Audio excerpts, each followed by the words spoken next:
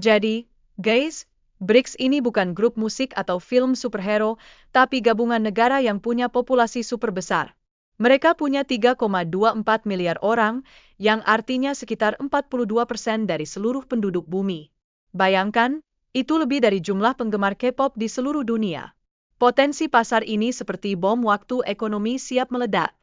Nah, ngomong-ngomong soal duit, gabungan PDB negara-negara BRICS ini mencapai 31,5% dari ekonomi dunia. Itu lebih besar daripada gabungan PDB negara G7.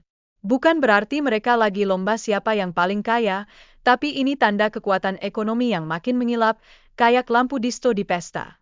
Dengar-dengar, negara-negara BRICS lagi speedrun pertumbuhan ekonomi. Dalam beberapa tahun terakhir, mereka kayak pelari maraton yang enggak mau berhenti, bikin negara-negara berkembang lain pengen ikutan join. Bayangkan, jadi influencer ekonomi. Dan, plot twist. Rusia ngajak Indonesia untuk gabung dengan BRICS dan kasih gampang-gampang visa, seperti kasih tiket VIP ke konser. Ini artinya Rusia tertarik banget sama Indonesia. Bisa jadi, ini peluang baru buat berdiplomasi sambil ngopi. Sekarang, tentang rencana mata uang baru BRICS. Mereka pengen bikin mata uang yang bisa bersaing sama dolar AS. Kalau ini berhasil, bisa-bisa dolar baper, deh. Ini bisa ngubah semua aturan main dalam perdagangan internasional, kayak main game dengan cheat code.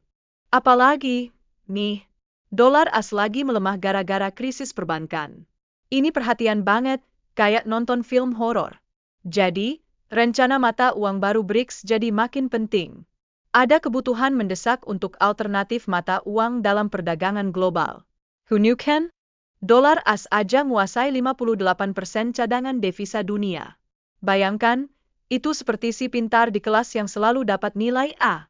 Tapi, ketergantungan yang berlebihan sama dolar bisa bikin ekonomi negara lain berasa nyesek, kayak ditolak cinta. Krisis perbankan sama inflasi di AS sekarang jadi peluang emas bagi negara anggota BRICS untuk mengurangi ketergantungan pada dolar. Ini bisa jadi kayak kuliah bareng, semua saling tolong-menarik untuk lebih baik. Kerja sama perdagangan jadi makin cerah. Tapi, guys, ada tantangan besar. Membentuk mata uang bersama itu bukan perkara mudah. Bayangkan, kayak mau menyatukan semua rasa es krim. Perbedaan kondisi ekonomi bikin banyak ekonom skeptis, bingung mau dukung atau enggak. Enggak hanya itu, kondisi ekonomi yang beragam juga bikin kebijakan moneter jadi macet. Kayak ngebut di jalan yang macet, kadang suku bunga perlu diturun, kadang diangkat. Ini semua tergantung situasi masing-masing negara. Grafik pertumbuhan PDB juga bikin baper. Ada selisih besar antara negara-negara BRICS.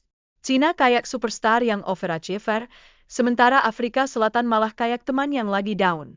Duh, jangan sulap ya.